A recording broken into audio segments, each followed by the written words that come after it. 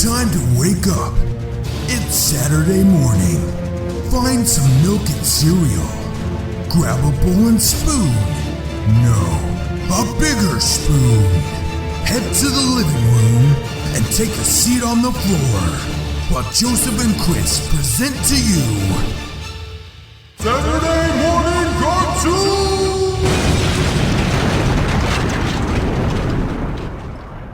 Hello, everybody, and welcome to Saturday Morning Cartoon Boom.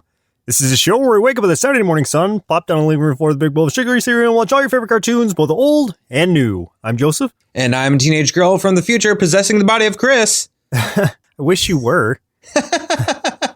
But if you hadn't guessed by now, or if you hadn't read the title, which you probably should before you listen to episodes, this morning we watched Your Name, also known as Kimi no Nawa. And this was suggested by Jason Madsack. And, sir, I have a bone to pick with you and your Madsack. You previously made me cry by having me watch Life with Louie. Not cool, man. And now you made me cry again, not once, but twice. I think that should just be Jason's mission from now on, is to make us cry. Jason! Jason! Can't take you anywhere. But thank you for the suggestion, Jason. Yeah, thanks, Jason. So the movie, Your Name, period, actually. So it's Your Name, period, because that's the way the title's written out. So like the word period. No, I'm kidding. It's just not the word. Your name, period. Your Name, an actual period, but we'll just say Your Name. Punctuation. This was created in 2016 by Makoto Shinkai, and it's based on the novel of the same name that he created also in 2016, I believe, or finished in 2016. Produced by Comics Wave Films, distributed by Toho. It was released in Japan in theaters in 2016, and a very, very limited release in the U.S. Actually, in the U.S., it did air at, I think, an anime convention or something of the sort back in 2016 at one point, but then it got a more wide release in 2017, which is how I caught it. And for a short synopsis, two strangers find themselves linked in a bizarre way. When a connection forms, will distance be the only thing that keep them apart? The answer is no. No, it will not. I was going to say, nope. There's going to be a lot of things to keep them apart. Indeed. This is a great description of that movie. Really, you could just say... Without revealing too much. Without revealing anything, you could just say everything possible is keeping these two apart. Yes. Except for... like a killer whale, that's not involved. It could have been. Peanut butter sandwich, not involved. Maybe. So I guess there's a lot of things that aren't keeping them apart, but there's also a lot of things that are keeping them apart. That might be more astute. To be fair. Yeah. To be perfectly accurate. So Chris, who are some of the actors who played in this movie? All right, so the character of Mitsuha was voiced by Mone Kamishiraishi and Stephanie Sheh in the English. You can tell that this is going to go between the Japanese and then the English dub. So just heads up there, guys.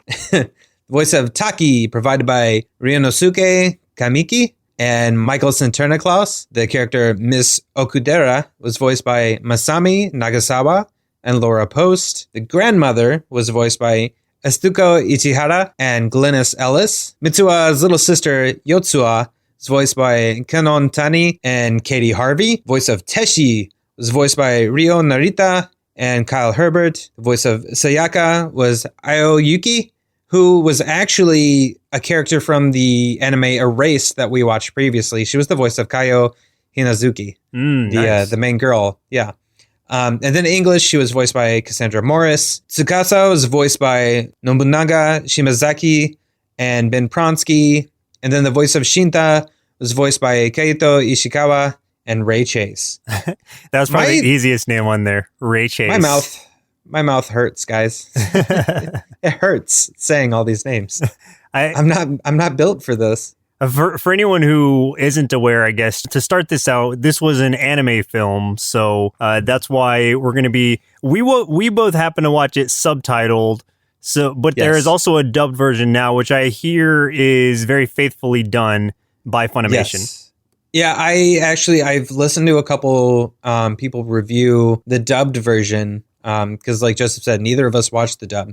I was interested to see how the dub was, and everybody is saying that this is the best dub that we've ever gotten for English. and that there was only like one specific scene that was changed because it wouldn't make sense for American audiences, because it is a part where the male who is being possessed by a female at the time refers to themselves but uses the female pronoun, and that doesn't translate in English because we don't have masculine and feminine pronouns for saying I or me, but in Japan and other languages like French and things like that, they have masculine and feminine pronouns, so that didn't work, so they changed it to be like a different joke. Okay, well, And I mean, that would make difference. sense. Yeah, that would make sense then. So here's a few tasty marshmallows out of our big bowl of Your Name cereal. First of all, this is the first anime film not made by Studio Ghibli or Hayao Miyazaki to gross 10 billion yen at the Japanese box office, which is about 98 million US dollars. Wow. Yeah. That's a lot of monies. That is a lot of yen. The red braided cord that Mitsuha wears represents the invisible red string of fate that is said to connect someone to their fated person, according to Japanese tradition.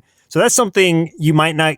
I mean, you get it from the movie, but it's not something an American audience would necessarily understand the reference to. But you still could see that being the case, just how often it's shown and in the way that it's used. So I think, and I could be wrong, I might be mixing this up, but the folklore with the whole red string thing, I believe, is also folklore from China. But in China, I think it's the red cord is tied around their ankles and they're attached that way. And then in Japan, I think it's the left pinky finger. And so that's like the red cord of like fate or marriage or what have you. But it's really cool. And we see it so many times in this movie. And there's a lot of other things alluding to it. Like there's a comet and the comet's tail is red. And the girl's wearing a red hair in her ribbon. And just like, it's just a thing that keeps coming back and back and back all throughout this film. Yeah, that's true. But it's something, and I think this happens in a lot of spots actually, where there's Japanese or Asian culture folklore that we might not, an American audience might not understand, but it doesn't take away from the movie at all. I think it's almost like when you have Easter eggs in a video game or even a TV show or movie, it's like, the fans that know it will appreciate it, but it also doesn't mean it deters from the overall product of whatever you're presenting. Exactly. Like that kind of stuff was stuff that like, so I watched the film, read a little bit about it afterwards, and then, found stuff like this out. And I'm like, oh man, that makes it even cooler than I thought it was. So it's just kind of like little enhancements, like once you're in the know, And then I watched this whole thing a second time, and then like watching it a second time through, I was catching so many cool things that I wouldn't have caught the first time. And I'm like, man, this is awesome. Nice. Yes. And I cried both times. The same parts. Oh, yeah. Which we'll talk about in a minute. Yeah. And I'm looking forward to seeing what made you cry. Yeah. And I'm sure Jason is too. Dang it, Jason. So,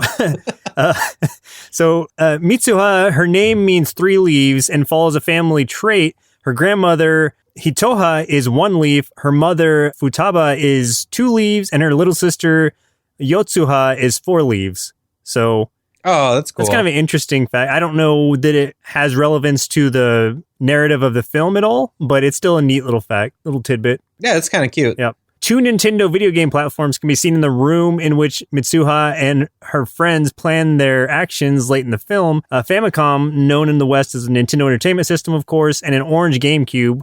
Both of the shown designs were exclusively available in Japan, so that's awesome. Yeah. Yohiro Noda, the lead vocalist of the Japanese rock band Radwimps, composed the theme music of Your Name. The director requested him to compose its music in a way that the music will supplement the dialogue or monologue of the characters, and it absolutely does. What I'm grateful for is that they subtitled the music as well in a lot of cases, because that made it make a lot more sense to me. And one of the songs really stuck out to me, just the tune of it specifically, but also once I got to see the actual words to it, it was that one that's like, just wait a little longer. And I think it's like Time Flyers or Time Climbers, something like that.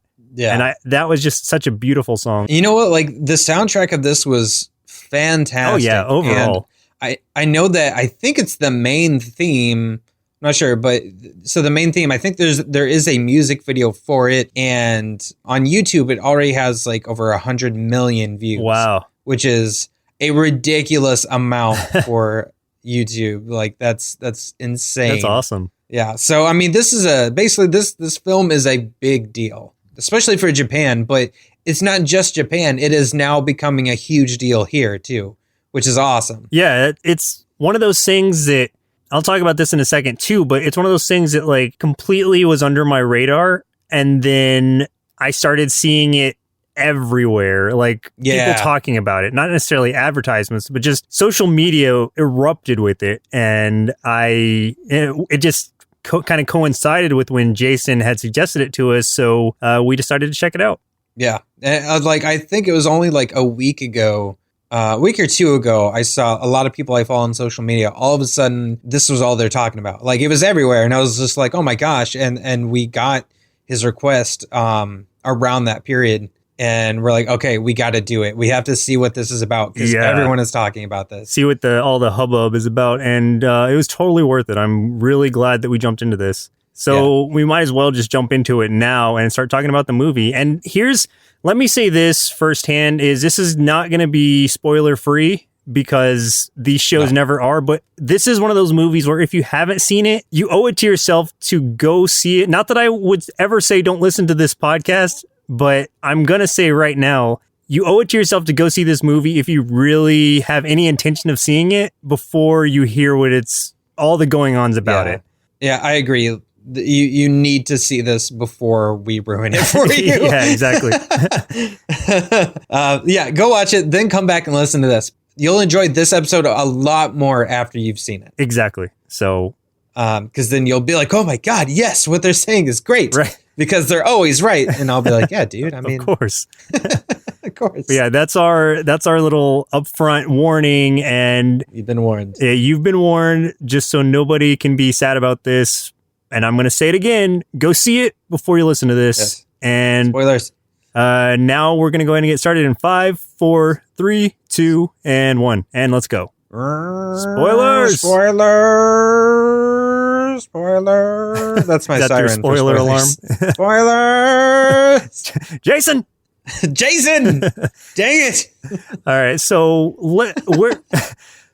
I mean, just to start it off, it's like we're kind of getting some different perspectives. Actually, to start it off, I think it starts with Taki kind of seeing this comet flying overhead, and we're seeing like pieces like split off of it in the distance. Yes. But he's in Tokyo, in his apartment building and looking outward at it. And it means nothing to us at this point, except, oh, that's cool. That's a beautiful sight. Yeah. And there's another thing that happens too. Like it's almost like, so the beginning of this thing, while it's playing the music, we're getting little bits and pieces of what feels like memories or something. And another one, like with what he said, is Taki on a train. Him and this girl are being separated, and she's pulling this ribbon off her hair and handing it to him. And he says, "What's your name?" And she says, "Mitsuha." And then it cuts to something else again, and everything's really kind of fuzzy and faded. So you're automatically know this is some sort of dream or memory that we're seeing, and it's not entirely understood. And no, not by us at all at this point. And something that it's kind of going back and forth between perspectives of who's narrating here, and we're just hearing them talk about how basically there's a void in their life. There's something missing and they don't know what it is. And it's going back and forth.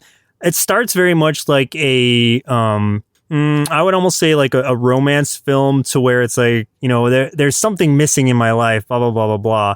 And it's the pathing of it kind of leads you to believe that's what it's going to be, is just a very straightforward, but in no way is it straightforward at a certain point. Not so much after the first big scene we get with Mitsuha, but the first scene we get of her was confusing because I think they cut too fast. So what happens is Mitsuha wakes up, well, at least we think it's Mitsuha, and wakes up, is kind of groaning, and then starts grabbing her boobs. She's like squeezing them. She's like, this is really realistic. And then her sister comes in and is like, why are you squeezing your boobs? And she's like, it feels so real. And then she's like, breakfast is ready, and walks out. But then Mitsuha comes out and everything's fine. And they're like, oh, you're acting normal today and stuff. But I know exactly what you mean, because this was very confusing to me before I knew what was actually going on. And maybe that was intentional, but it's that cut is so hard that it doesn't even feel like time has passed or it's the next day. It feels like the same scene. Exactly, because then she's coming out in her school uniform to get breakfast. But what happens is in between that scene and her coming out to breakfast, that's the day later when she actually comes to breakfast. So there was an entire day in between those two scenes that we did not see. And that was so confusing for me. Yeah, at first. Right off the bat, of course. And what you should know at the beginning of this is, and it's something that we learned very early on, is that, and I don't know the exact logistics behind it, because they say at one point it's when they fall asleep or something that the other person takes over, and I guess that's the logic to it, but it seems like they're just on a very different sleep schedule, I guess, because they take over like complete days of the other person's body. But I guess when one of them falls asleep, they just kind of switch, and when the other person wakes up, they're already in the other body. Yeah, what happens is, so they go to sleep at night. One person might not jump immediately into that body. I think they sleep and they dream, as themselves. But when they wake up, Taki's mind is in Mitsuha's body and Mitsuha's mind is in Taki's body. And they are each other for a full day until they go to sleep again. The next day, they wake up and they're back in their own bodies. Right, okay. And so they have a normal day. Then they go to sleep again. They wake up in each other's bodies again. So it's basically every other day, they are each other instead of themselves. It almost starts off like a comedy, too, like a romantic comedy, because easily, of the way that the pacing of it and everything, and the interactions where, especially when Mitsuha takes over Taki's body and she's going to school, meeting his friends, and what's entertaining to watch is how much the girls start liking Taki at that point, because he is a girl speaking to the girls, and he's basically a much more confident and less creepy him at this point, and so he becomes popular with the women, specifically one of his coworkers. What was her name? Miss Okudera. One of his coworkers at this restaurant that he works at. And it's weird because she's not that much older than them. I get that she's like probably college age, where Taki is high school age. But she's like a manager versus his... Of the restaurant he works at. Yeah. So, like you said, there's a lot of comedy up front. Like I already said, when Taki wakes up in Mitsuha's body, he's like squeezing her boobs, and because they think the first day, they both think that it's all a dream. Yeah. Just a really weird dream. So, who wouldn't? And what's funny is when Mitsuha wakes up in Taki's body and then discovers her new manhood for the first time, she like screams, which is hilarious. Oh, yeah. And like her cheeks turn red and everything. She's really shy about it. Yeah, what's really funny is when like the things that really like get them the most, like Taki in Mitsuha's body is embarrassed about like more like day-to-day kind of things. But like Mitsuha is like in Taki's body is more stressed out by having to go to the bathroom as a boy. Oh yeah. Because every time she's just like, no. It's pretty funny. I think conversely, on the other side of it, where when Taki is in Mitsuha's body, he also makes her more popular in school because he's just kind of like a laid back. He's like, a hothead. Well, in her body, he's just like laid back, real chill about everything. Yeah. Like in art class, he's a really good artist, so people are impressed by his art, and then he's just like kicking his legs up, relaxing. Well, and like there's the one scene where Mitsuha's father is like running for a governor or something, and people are kind of sort of talking behind her back a little bit, and Taki in Mitsuha's body catches wind of it and asks one of the friends, like, they're talking about me, aren't they? And she's like, yeah. And so he like kicks the desk over and makes kind of a scene, and then just like stares him down and looks at him and stuff. Oh, yeah. So yeah, he's kind of like sticking up for her using her own body. So it's like, yeah, he's like being kind of protective in that way, even though like it's kind of for himself at that time, but it's still protecting her. Right. And they, at first, like you said, they think it's a dream, but then they start to communicate through means of in one of them is leaving messages in a diary. I think Taki's leaving messages in her diary, and then he wrote "Who are you?" Yeah, and then she is leaving messages in his phone, I believe. Just at first she does it on his hand. She takes a marker and writes Mitsuha on his hand. Right. So when he wakes up the next day, he sees the name Mitsuha. And then they start doing that back and forth, and they're doing stuff in each other's phones. And I like this because this is where it really feels like a romantic comedy, because they're kind of messing with each other a little bit, and they're getting annoyed with each other because they're interfering in each other's lives. So they're having to set rules. There's one part where they're getting annoyed with each other, so they both write on each other's faces, which is kind of funny. Oh, yeah. that was a really good scene. Oh, we should say, because I don't think we mentioned it, but I did say that Taki lives in like the city of Tokyo, but Mitsuha lives in some kind of like really rural area where it's like farmland and stuff, and kind of like what you would think of as like traditional Japanese like movies where it's very, very focused on the culture. She herself is a big part of her father is mayor of this town, and she herself is a big part of the culture as a whole. Yeah, she's a shrine maiden. Her sister and her grandmother are all shrine maidens at this specific shrine. They do this thing that doesn't make sense to me, but I'm sure it has Japanese significance, where they basically make sake out of their own spit, fermenting in rice or something. That's a super, super old tradition. Yeah. Like extremely old, that probably isn't actually done anymore. If it is, it's probably very unusual, but yeah. But yeah, it's basically they take rice under their mouths, they chew it up, and then they let the saliva drip into these like pots, and it sits for so many years and ferments, and that becomes sake. It's a very specific kind of sake.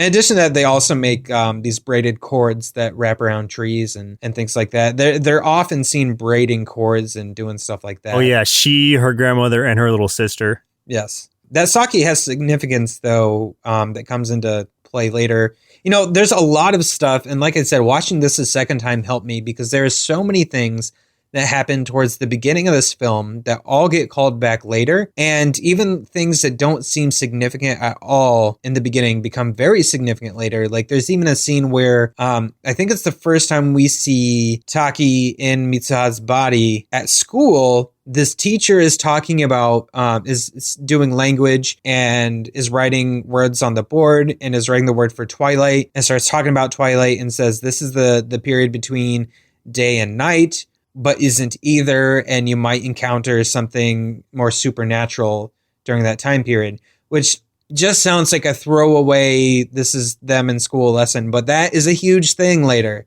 Like there's so much of that in this movie. Yeah, I mean, as I think back on it, I only saw it the one time, but I was able to kind of reflect back. You having seen it twice, I'm sure have a lot more info than I do on some of those things, or a lot more realization of some of those callbacks. But even seeing it the first time, like you immediately think back to some of those scenes, like, oh man, like that's why that happened. That's why that happened. Right. And I feel like, for the most part, anything that might have seemed like a throwaway has relevance to it in this film. It all ties together so well. I don't think there's a single scene that is actually a throwaway. Sure. Even the scenes I thought were going to be, like, I was proven wrong every single time. So we've got I guess we could kind of talk about like how this transition begins from romantic comedy into something much different, where Taki decides that he wants to go and visit Mitsuha to meet her in person, since, you know, they have been switching bodies and everything. So Taki tries to go. He gets on a train with two of his friends, I guess. Well, hang on. Oh, let's preface this real quick. Is these two, like, so they've been switching back and forth. We don't know how long, but I guess a significant amount of time. Mm-hmm. She's getting really invested in his life in the city. He's getting very invested in her life in the country, and doing all of the, shrine things and learning about the gods and all kinds of stuff. And then she had set him up on a date with Miss Okudera, and he kind of realizes on that date that he's not, that he's actually in love with Mitsuha and not this person he thought he had a crush on. Mm-hmm. So then he wants to get a hold of her. He has her cell phone number. I don't know when that happened. Tries to call her. He can't get through because it says it's been disconnected. They don't switch again. Like, they stop switching. And then he's just like, I have to find her. Yes. And so his mission at that point becomes, I need to go and meet her. I need to find out what's happening. And we're kind of clueless at this point as to, why. Like, why she stopped answering, why they stopped switching bodies. The last thing that we saw from Mitsuha's side was the comment. Because, we saw that she had cut her hair. Doesn't seem significant, but it is. She cut her hair really short, and her friends are like, oh my gosh, did you have a breakup or something? They go and watch this comet because this comet called Tiamat is flying over the area where Mitsuha lives. And the last thing that we see from her side before they stop switching sides is this comet breaks apart, and we see a red trail kind of coming down, and then that's the last of we see from her for a while. Yeah.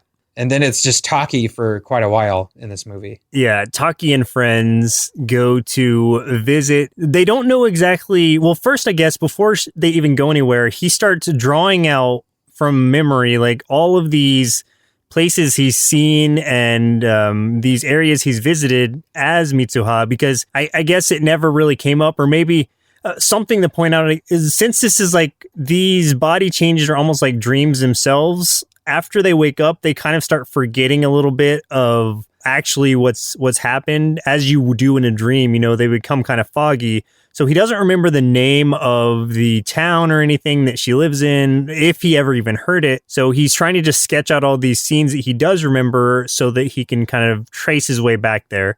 He knows like a very general direction where it is, but not necessarily how to get there or the exact name of the city. So he's fruitlessly traveling around with his friends. They spend like a whole day trying to find this place. No one can tell them where it is. Then they finally end up at this diner type place, and he's kind of looking over one of the drawings, like just basically given up at this point, ready to go back to Tokyo. And the waitress comes up and she's like, oh, that's a really good drawing of, I can't remember the city's name, but that's a really good drawing of Itamori or something like that. And he's like, oh, okay, like this is it. This is what he needed to find out. But then she grabs the cook from the back and she's like, take a look at this. Oh, yeah. And he's like, oh, Itamori, that's where I grew up. It brings back memories. And he's like, oh, how can we get there? And they're like, wait, you don't know? And at that point, his two friends that are with him are like, oh no, that's the place. So, oh man, this was hard. This was hard to watch. So then like, they travel to the place, and this place is a wasteland. It's been destroyed. And it happened 3 years ago. And Taki just can't even believe it. He's like kind of beside himself, and he goes to a library with them, and they find a book about it. And at least 500 people were killed there. And he's looking through. He sees the names of Teshi and Sakaya, which are Mitsuha's friends, but also his friends too, because all this time he spent in Mitsuha's body, he's become close to both of them. I mean, he spent so much time with them. Sees them, and he starts getting choked up, and then he sees Mitsuha's name. Yeah. And she is dead. And this is... And has been dead for years. Yeah, this is when it turns from romantic comedy to like, what is going on? And at that point, I mean, the whole time I'm engaged and I'm like, oh, this is interesting. But at this point, I'm like, whoa, like this is a tonal shift that I did not see coming, because I went into this blindly. And that's why I say, if you haven't seen it, please go and see it before you listen to this. And if you haven't, then I'm sorry we just spoiled that for you, because that was a huge impact when I saw it live. That was seriously like, it felt like a punch to the gut when you found out she was dead. Yeah. It was just like, oh my God. And at this point, I was just kind of like, when is this? Because it's hard to keep track of timing in a movie when you're invested in it and you've been watching a while. It feels like, because I know it was only an hour and a half. And so I'm like, oh man, is it going to end soon? And like, this is going to be what happened? Like, this is the end of it?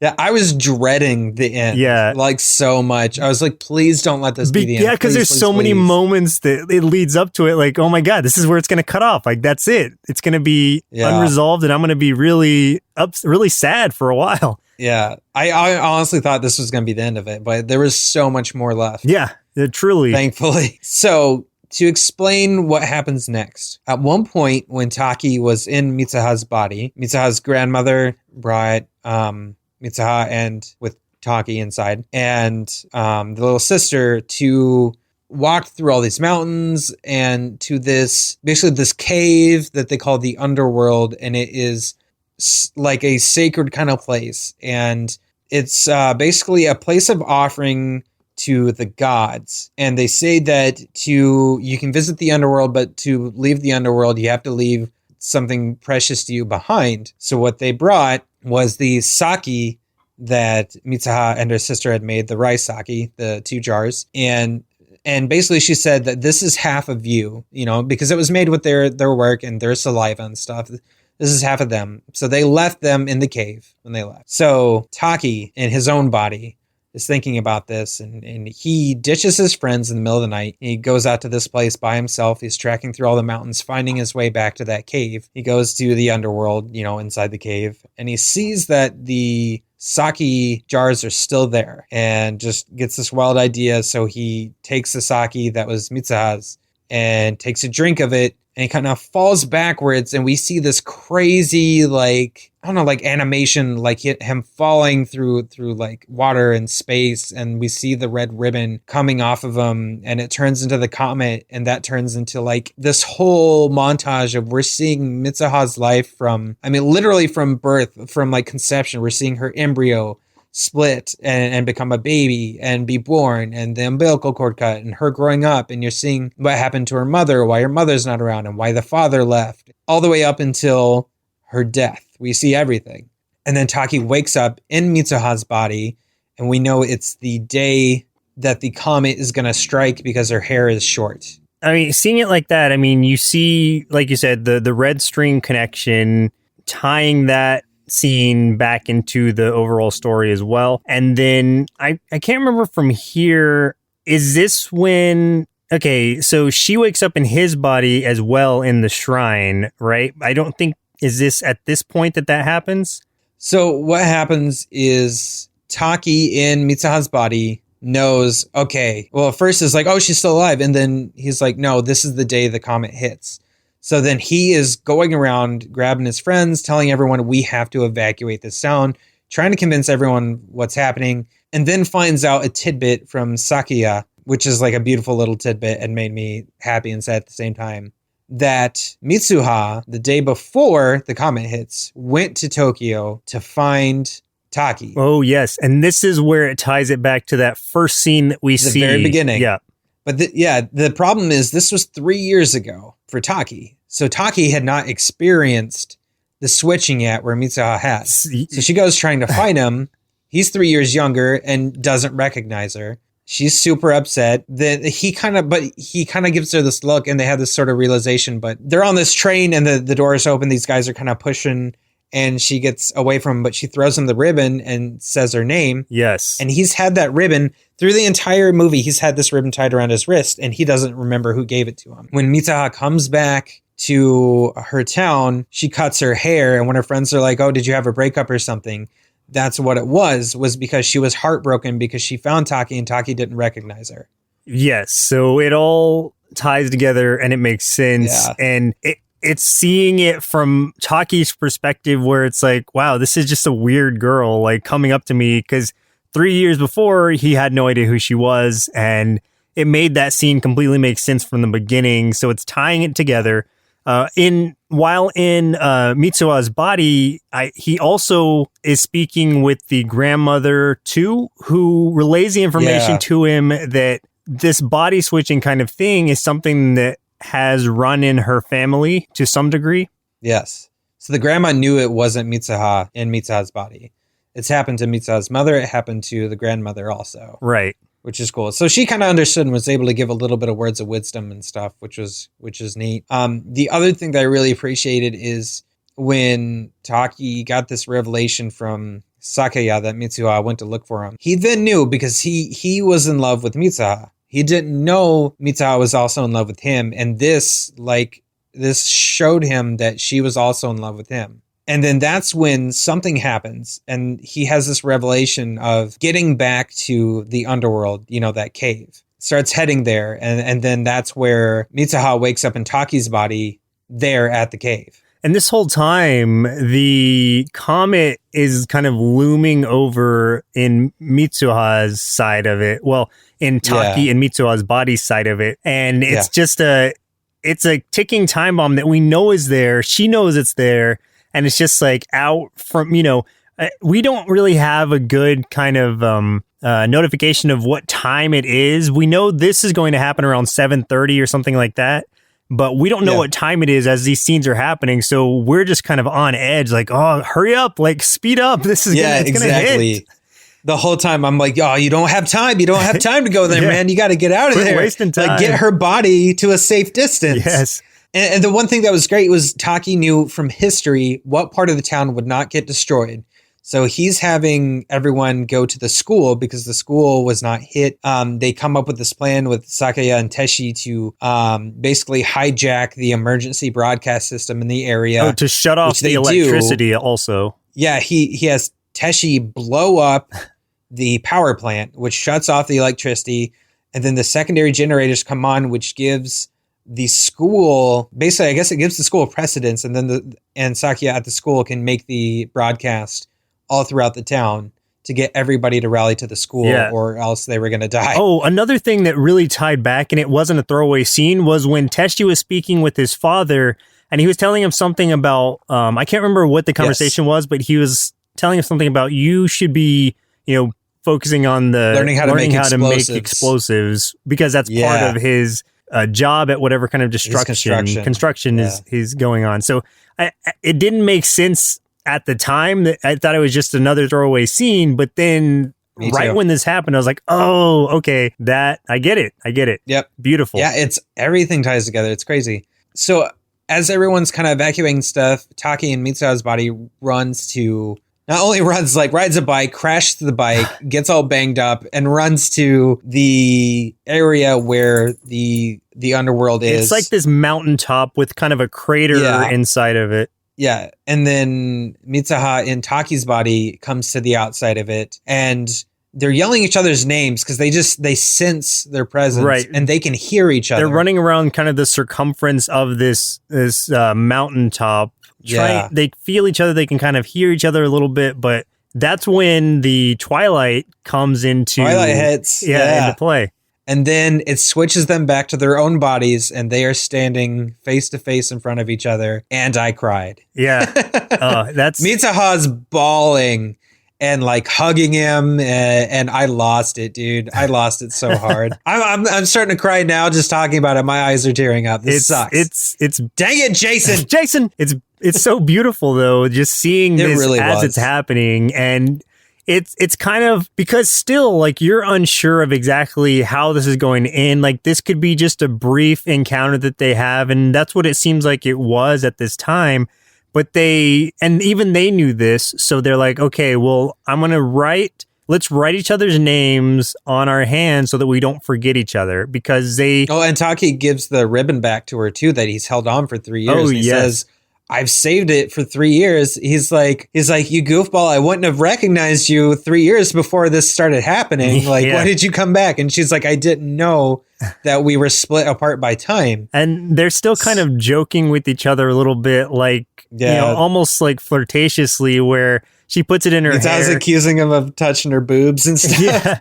She puts it in her hair and she's like, how does it look? Or does it look good? And he's like, It's like, sure. Yeah. She's like, you're lying. Yeah. And they're just laughing stuff, and they start writing.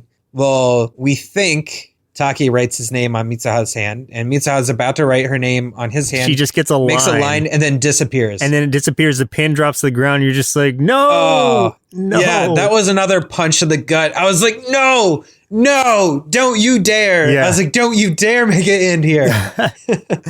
And we find out. So Mitsuha, so they're back in their own bodies now. Mitsuha runs back to her town because her time is very limited at this point, and it almost feels like, really many times it feels like the plan's not going to work out, they're not going to make it, and that's going to be it. And there's this other heartbreaking problem going on at the same time too, is they start forgetting each other's names, and they're starting to, like, Taki's starting to forget why he's there, and he's like, no, I know I'm here for someone dear to me. Like, I'm looking for them.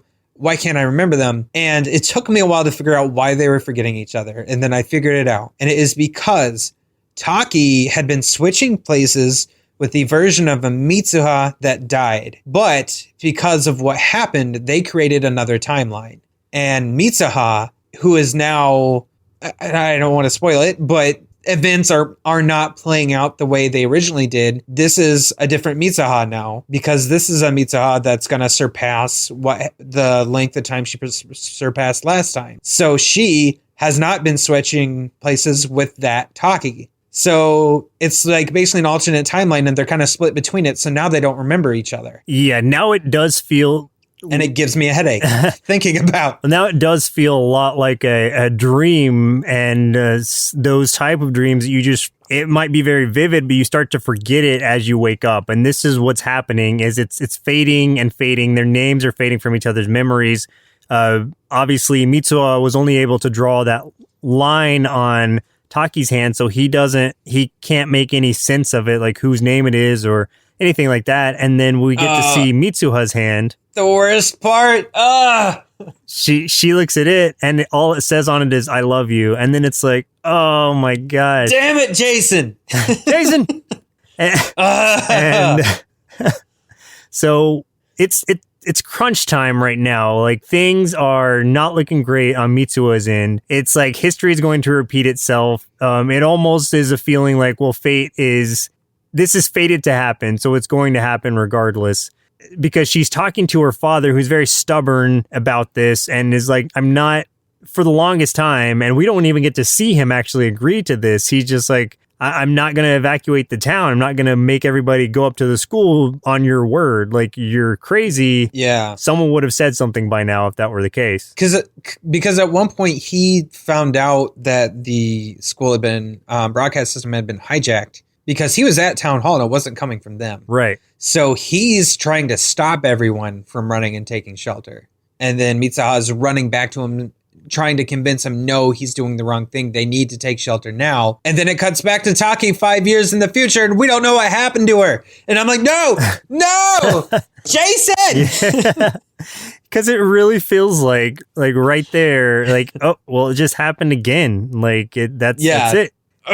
So it is 5 years later for Taki. He's graduated from university. He's searching for his job. It's cutting back to that part where it's like, I feel like something important in my life is missing. And he's going around. He's looking for what this might be. In a restaurant, I think her friends Teshi and Sakaya were in the restaurant in Tokyo, and I was like, oh my god, could it be? Yeah, and he sees them, and he's like, I recognize them, but I don't know why at this point. But it's helping kind of tie this string back together, and and then the scene that, like, a really powerful scene is where they're they're alive, which means Mitsuha is alive, and so we think at this point, and so they're living their lives.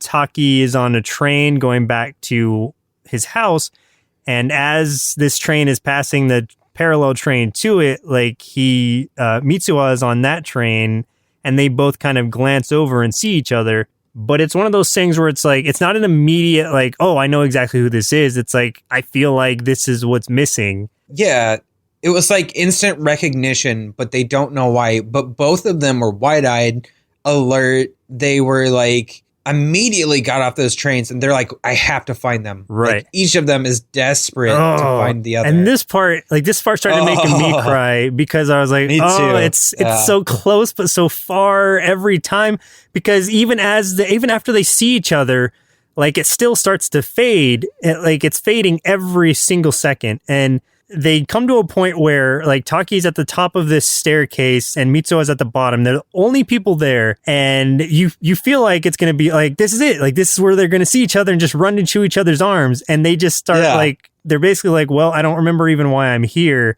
And they start just walking past each other. And I know, I was like, no, don't you do this, Jason.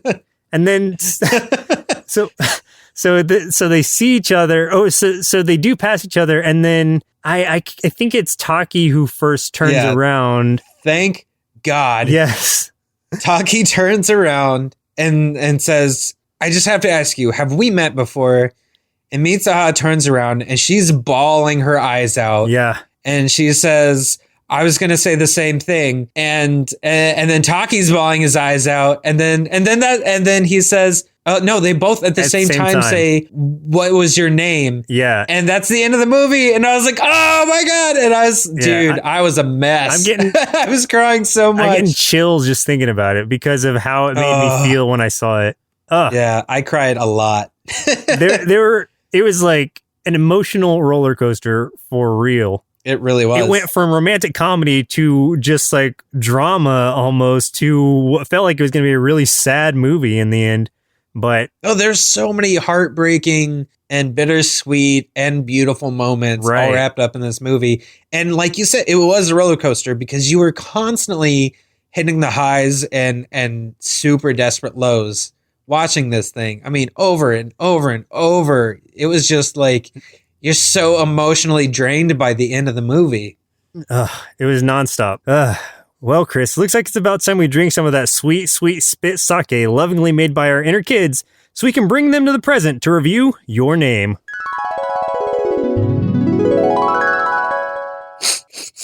This cartoon was so beautiful. It gives me hope that one day I'll be lucky enough to wake up every morning and also squeeze a pair of boobs. So I give this cartoon 5 bowls of Tiamat Comet cereal out of 5 with sake spit marshmallows. From start to finish, this film had me completely engaged. What began as a comedic be careful what you wish for-esque misadventure developed into a ride on an emotional roller coaster alongside 2 star and time-crossed lovers. With an incredibly compelling story, lovable, relatable characters, and a killer soundtrack to boot, this masterfully done anime film is deserving of all the praise it's received. I'd give Your Name 5 big bowls of Meteor Bite cereal out of 5, and think you should definitely check this one out. Even though I don't really understand love yet, this movie opened my eyes and my mind to the great lengths people will go to when tied together by the red string of fate. Even though this particular red string probably has cooties because it was in a girl's hair. Gross! I should have preferenced, before my kid said what he said because he's a pervert, is that every time Taki woke up in Mitsuha's body, he was squeezing her boobs. And the best part, though, was the final time when he awoke in her body, realizing that she was still alive. And he was crying. And not only is he squeezing the boobs, he's crying when the sister comes in. Because the sister opens the door every time and finds her squeezing the boobs. And he's just crying and wailing, squeezing them this time. And this time the sister's like, I give up. Like, I can't do this. I can't go to school with her anymore. I'm done. I'm out of here. She's like, she's gone insane. Yeah. It's so funny. Oh, that is hilarious. I was laughing hysterically at that part. There is a lot of levity even in those really heartbreaking scenes. Well, not the heartbreaking scenes necessarily, but even around all the heartbreaking things that are going on, there's a lot of levity. So that's appreciated. Oh, yeah. Yes. Thank God, because we needed it. So do you have any final thoughts about Your Name? I mean, I'd say even if you don't think that anime is a thing for you, I would say go check it out. Like I said, if you're listening to this and you haven't seen it, then I'm sorry because we ruined it for you a little bit or spoiled it for you at least. But I think even still, you could go check it out and appreciate what's there. It was definitely a surprise to me not knowing anything about it. Maybe one of the most powerful animes I've seen in a very long time, if not one of the most powerful I've seen ever. So take that for what you will. And hopefully you've already watched it if you're listening to this. But if you haven't, please go see it. Yeah, man, I loved this film so much. And you know what? There are a couple of plot holes here and there, but this movie was so beautiful that none of it bothered me in the slightest. And having listened to other people review this after I watched it and after I had written my notes, I found that a lot of people had a problem with the fact of Taki and Mitsuha falling in love. They're like, how could they fall in love? They never met in person until they were already in love. And, maybe it's just because I'm kind of a hopeless romantic kind of guy that I never questioned it. I think about like they know everything about each other because they are experiencing each other's lives.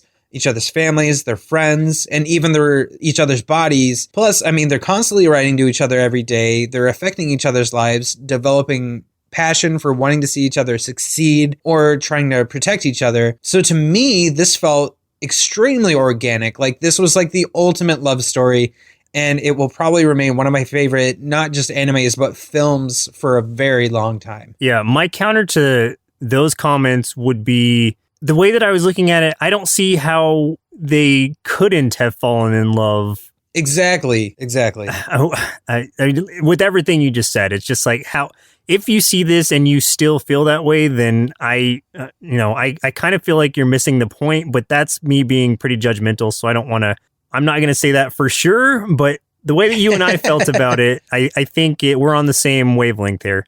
Oh, absolutely. So, yeah, again, thank you, Jason. Sorry that we yelled at you so much, but it was out of love. Yeah. Yes. Thank you. Even though you made us cry again. So much. Yeah, I do want to thank you, and then Kleenex should probably thank you also. Yeah, because I think I had to buy extra boxes. Right. Yeah. We still talk about Life with Louie here and there. So your shows, your suggestions leave a lasting impression on us for sure. And I think I scored points because I don't think my girlfriend knew I was as sensitive as I am, and like had no idea I was going to cry as much as I did. So that was fun. Nice. We'll see. So it's a win-win situation.